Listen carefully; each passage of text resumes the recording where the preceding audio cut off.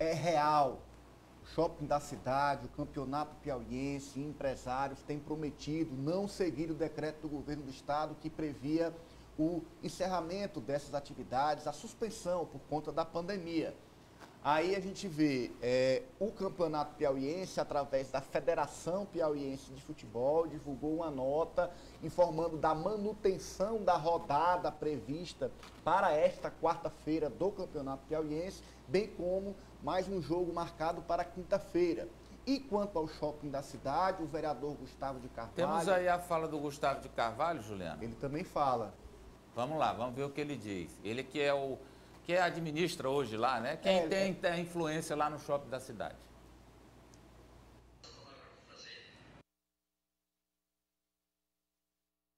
Aldo, eu estou falando é do vereador Gustavo de Carvalho. Ele mandou um vídeo aí pro Ari. O Ananias também mandou, Juliana. Tá, coloca do seu computador aí, então. E mais, enquanto a Juliana posiciona, diretores de escola informaram aos pais que as escolas vão abrir normalmente. Escolas particulares vão continuar funcionando presencial, com ou sem decreto. Isso foi manifestado em grupos de WhatsApp de alguns diretores de escolas aqui em Teresina, indo no mesmo sentido, da desobediência civil. Vamos ver, então, o vereador Gustavo de Carvalho. Procuramos o governador através do WhatsApp, não tivemos retorno, né? E o que nós queremos, e tivemos a oportunidade hoje de ir na prefeitura, falar com o prefeito doutor Pessoa, que também se mostrou muito prestativo, foi muito solícita, né? E que nós queremos é isso, é dar oportunidade a essas categorias que nos procuraram, dando a opção de abrir com horário reduzido, não abrir no sábado, para que eles possam trabalhar e que possam sobreviver do seu pequeno negócio, né? E também foi questionado por que bancos, por que loterias, por que supermercados, que são empreendimentos que são empreendimentos que precisam estar funcionando nesse período de Covid, mas que também aglomeram. E que o pequeno sempre é que é fragilizado por essa crise que sofre por ela.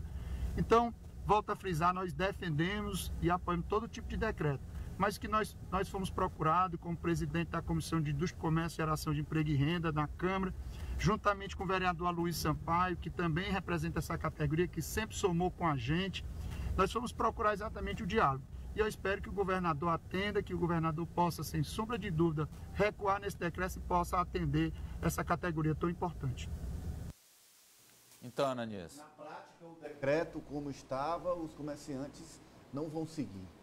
Como foi colocado também pela Federação Piauiense de Futebol através de nota, a manutenção das rodadas, como tem sido colocado pelos empresários da área de educação e também empresários do ramo de alimentação.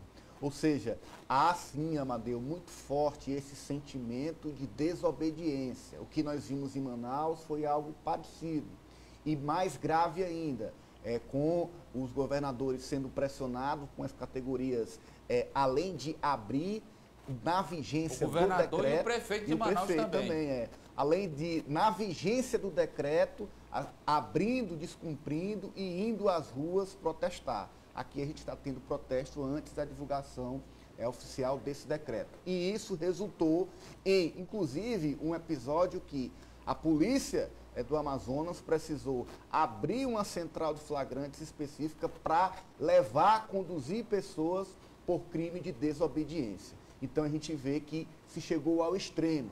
E depois disso... E o governador lá chegou a ser... Pega o nome do governador. Wilson Lima. Wilson Lima, ele chegou a ser emparedado fisicamente. Cercaram o carro dele, comerciantes, empresários, pessoas também do trabalho ambulante e tal, cercaram lá, olha, não pode esse decreto, papapá. E aí o governador cedeu e anulou o decreto. Depois da anulação do decreto, o prefeito de lá também fez da mesma forma, a situação ficou dramática, né? Ficou de caos. Vieram parar aqui, né? Os pacientes vieram parar aqui no Piauí, parte deles. Tanto que muitos desses pacientes que não puderam nem mais ter como ser atendidos lá, vieram para o Piauí e para muitos estados. A gente lembra, é recente, pacientes de Manaus sendo transferidos para cá, porque lá não tinha quem atendesse. E eu quero chamar a atenção, sabe, coloca aí, Juliana, o secretário Robert Rios, porque isso também foi hoje muito discutido. Por que hospitais de campanha foram desativados? Hospitais de campanha que a prefeitura montou ano passado e o governo montou também.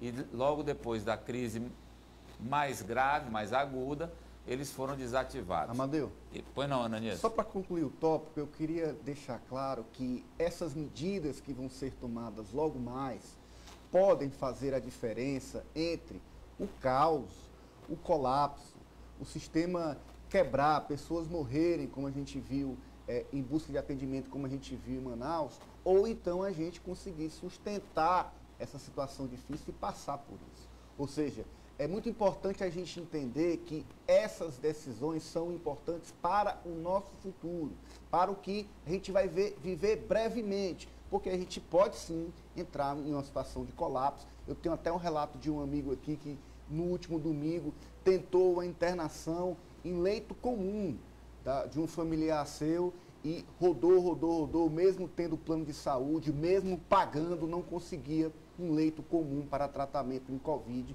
Veio conseguir no final do domingo, depois de muita luta. Então, certamente essas famílias estão passando por esse tipo de problema e esse problema pode se agravar. Nós podemos chegar a um colapso, sim, isso é real, se medidas não forem tomadas, se providências não forem adotadas. E eu quero, Ananias, aproveitar o que você falou corretamente aí, para puxar a nossa consciência, a consciência de todos nós, que, é claro, existe a prefeitura, existe o governo do estado, existem os comitês de operações emergenciais, existem os médicos lá opinando e tal, cientistas, olha, se fizer isso vai tal e tal, ok, tem tudo isso.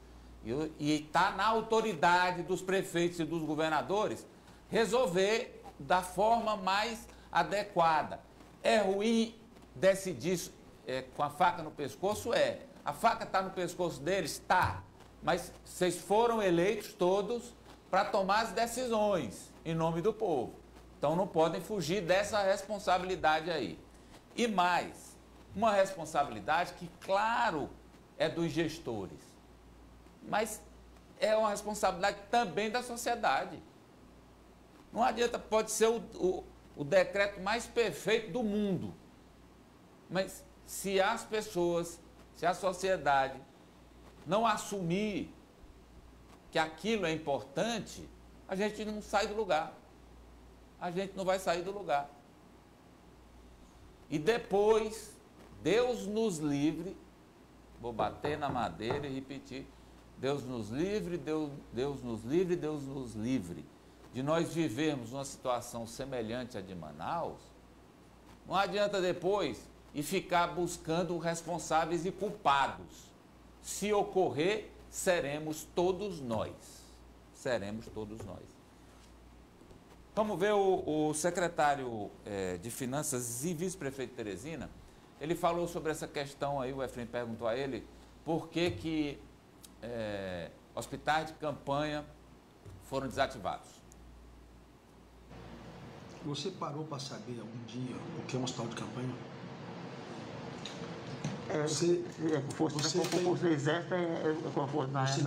Você tem qualquer tipo de emergência. Né? Você está numa guerra.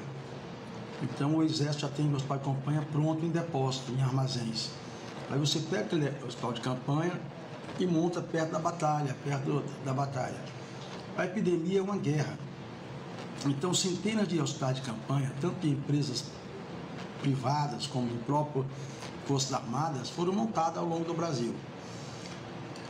O Piauí alugou alguns hospitais de campanha. E esses hospitais de campanha, eles chegam aqui, eles se instalam, eles colocam as UTIs, colocam os apartamentos lá para os leitos hospitalares, E depois, todo esse sistema do hospital de campanha, que foi feito numa emergência, é absorvida pela rede hospitalar do Estado.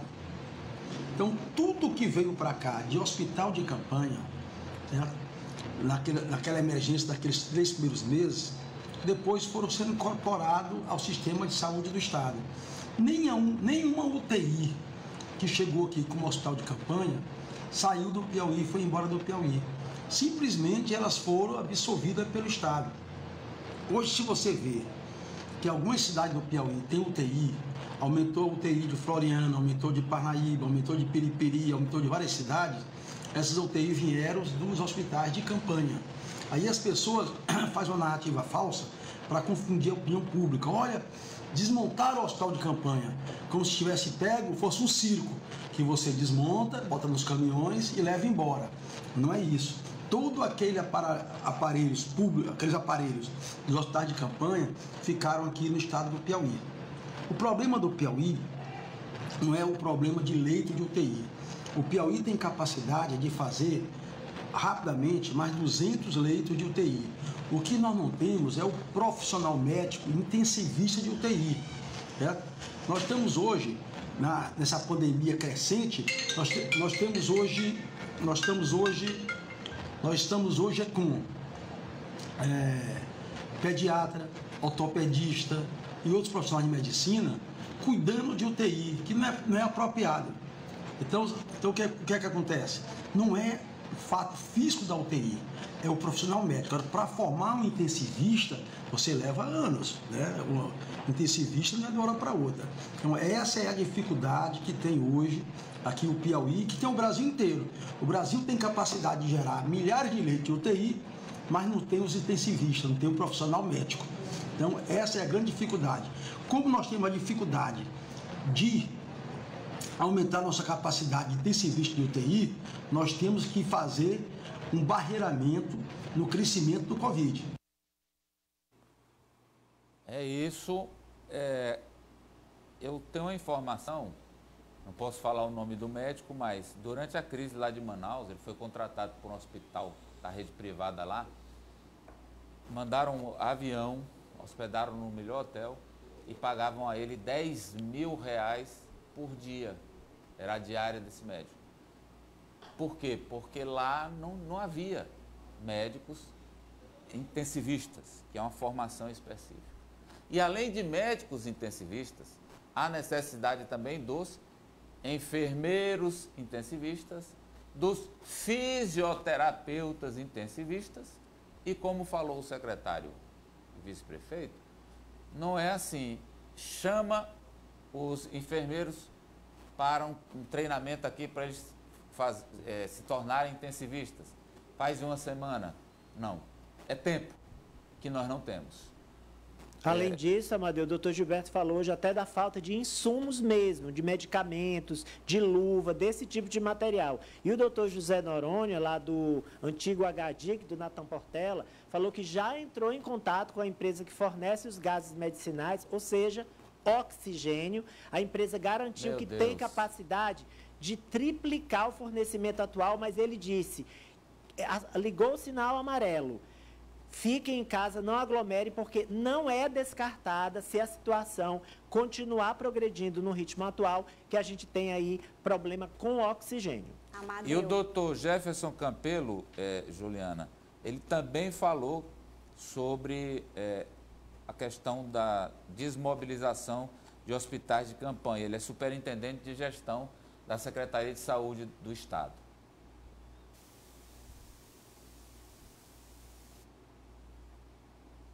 A campanha do Verdão, ele cumpriu todos os seus objetivos.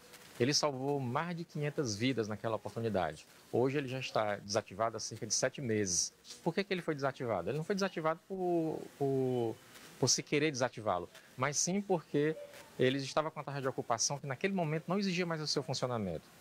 Então, a desativação do hospital se deveu a justamente naquele momento a gente ter os números em redução, os números em queda, e isso jamais justificaria a manutenção dele. Então, é importante a população saber que se houvesse a necessidade, nós teríamos mantido plenamente o seu funcionamento.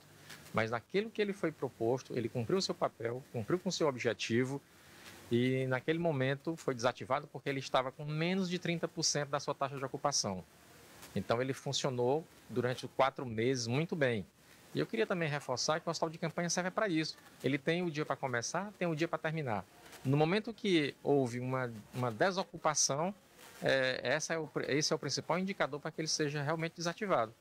Então, nesse sentido, nós fizemos tudo conforme é recomendado, todos os conceitos que a Organização Mundial de Saúde recomenda, naquele momento a gente aplicou. Agora, é importante a população entender que ela tem um papel fundamental e decisivo no controle dessa pandemia. Estamos enfatizando isso desde o início, desde março do ano passado. Portanto, eu recomendo, fiquem em casa, usem máscara, usem o álcool gel, evitem aglomerações, evitem saídas desnecessárias. Nesse momento, a gente já sabe que a única forma que nós temos de controlar essa pandemia é com o isolamento social e com a vacinação. A vacinação vem chegando lentamente por uma questão do Brasil em si, mas aos poucos ela vai chegando e, sem dúvida nenhuma, essas duas armas, vacinação e isolamento social, são as maiores armas que nós temos para contornar essa pandemia. Bem, então, como disse o Dr. Jefferson, como disse o vice-prefeito, os hospitais de campanha, primeiro eles foram desativados porque não havia mais a demanda, eles estavam abertos sem ninguém dentro. E aí, os equipamentos deles foram todos colocados na rede de saúde, né? Tanto que alguns municípios que nem UTI tinham, passaram a ter, porque tiveram equipamentos incorporados depois da desativação desses hospitais de campanha, e ainda há dificuldade de se aumentar a oferta de leitos por causa da falta de mão de obra qualificada para atender, para operar esses leitos. Pois não, Apoliana? O doutor Gilberto está acompanhando a gente, o que ele disse? Doutor Gilberto comunicou que para a reserva de hoje, justamente aquela fila de espera que o Ari falou há pouco, estão sendo abertos 5 leitos no HGV e mais 5 no Hospital do Dirceu. Então, para hoje, para tentar resolver essa solução emergencial, já que 100% dos leitos já instalados estão ocupados, esses 10 novos leitos que passam a funcionar a partir dessa tarde. Fala, sabe, você queria falar? Não, era aquele ponto que o Ananias trouxe da desobediência civil. A gente observa que há uma dissolução da obediência por conta do descrédito dos políticos com a sociedade, a própria questão de decisões judiciais, de mudanças muito rápidas, a população não consegue entender o que está acontecendo e muitos gestores voltam atrás, deixam de implementar medidas necessárias com medo dessa desobediência, porque se isso acontecer, eles caem numa desmoralização. A gente sabe que o lockdown ele não é simpático, medidas restritivas não são simpáticas, mas esse não é um concurso de popularidade, a gente está falando de vidas. E o governador, ao longo do dia, ele vai se reunir, já se reuniu, vai continuar se reunindo com diversos setores. Eu recebi uma imagem de agora dele reunido com os pastores evangélicos que querem... a imagem aí, Juliana. Aliás, ontem você tinha trazido, né, no final, isso, que o pastor Gessivaldo estava correndo para a casa do governador. Funcionou. Para pressionar para que não feche tudo, né, nas igrejas. Isso. Né? Depois do deputado Gessivaldo Isaías, foi a vez do coronel Carlos Augusto, do PL, também conversar com o governador. Funcionou. Só que agora, neste momento, nessa reunião que está acontecendo agora, o governador está explicando, vai flexibilizar para as igrejas, mas de que maneira, né? É isso que ele está explicando aos pastores. Há uma ideia inicial de que somente 30% da ocupação de cada templo religioso, seja igreja ou seja templo evangélico, seja ocupado. Somente 30%. Aí caberá a cada pastor conduzir os seus fiéis no sentido de seguir essa determinação, essa restrição.